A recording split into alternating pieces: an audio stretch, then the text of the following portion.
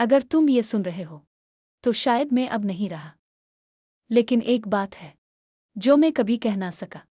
Voice over. सोचो अगर कोई जिसे तुमने खो दिया हो मौत के बाद तुमसे राब्ता करे, ना ख्वाब में ना खत में, बल्कि एक वॉइस मेल के जरिए, एक आखिरी पैगाम जो शायद हादसाती ना था बल्कि सोच समझ कर छोड़ा गया था।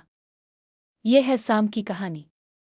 एक भाई, एक दोस्त और वो वॉइस मेल जिसने सब कुछ बदल दिया।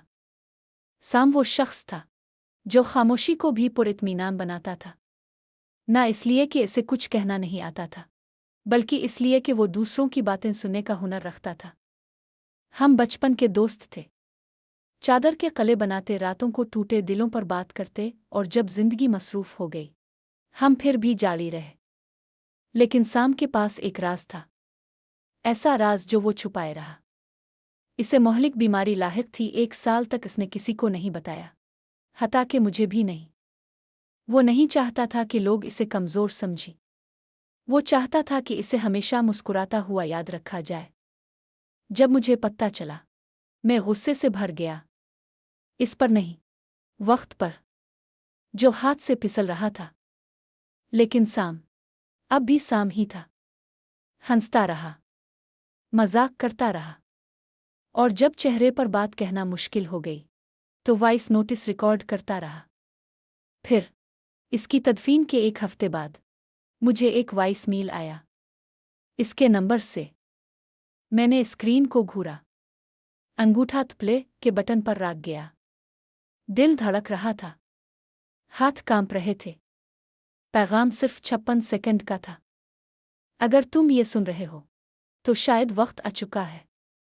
मैं अब इस दुनिया में नहीं हूं, लेकिन मैं चाहता हूं कि मेरी आखिरी बात अस्पताल की खामोशी में ना हो। मैं चाहता हूं तुम जान लो, तुम मेरे लिए अहम थे। तुमने मुझे सुना जब मैं चुप रहा, और यही मेरी जिंदगी की सबसे बड़ी मदद थी। अगर तुम रो रहे हो तो बस करो, ये इख्तिताम नहीं, ये सिर्फ मेरी कहानी का वक्फा है। तुम्हारी कहानी अभी बाकी है। चंद लम्हों की खामोशी, एक वदा करो, जियो डर के बावजूद, आवाज बनो, जिंदगी को गिले लगाओ पूरी शिद्दत से। अलविदा फी अल हाल, लेकिन हमेशा के लिए नहीं। किल्क। बस इतना ही था, लेकिन वो चंद सेकंड्स एक पूरी किताब की तरह लगे। मैंने बार बार सुना, हर बार वो आवाज एक नया मतलब देती, लेकिन एक जुमला दिल में गूंजता रहा, तुम्हारी कहानी अभी बाकी है। क्या वो कुछ कहना चाह रहा था? क्या ये सिर्फ विदाई था, एक दावत? मैंने इसके पुराने वॉइस नोटिस निकाले, जो कभी बचपन की बातें लगती थीं, अब एक मकसद दुखा रही थी। एक नोट में वो कहता है, अगर मैं अचानक चला जाऊं तो उम्मीद है तुम कहानियां सुनाते रहोगे, मेरी, तुम्हारी, हर उसकी जो बोल नहीं सका। साम सिर्फ अलविदा नहीं कह रहा था, वो एक मिशन दे रहा था। वो चाहता था कि इसकी आवाज इसके बाद भी गूंजती रहे। मैंने कुछ हैरत अंगेज किया। मैंने ये चैनल बनाया कहानियां सुनाने के लिए, साम की, तुम्हारी, हर इस रूह की जो खामोश हो गई लेकिन भूलना नहीं चाहती। क्योंकि शायद लोग मर जाते हैं लेकिन उनकी बातें, उनकी मोहब्बत खत्म नहीं होती, वो गूंजती है।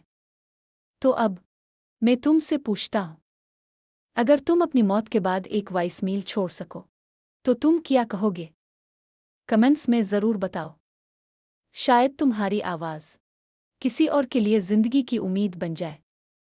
सब्सक्राइब करो ऐसी कहानियों के लिए जो खामोशी के बाद भी सुनाई देती हैं।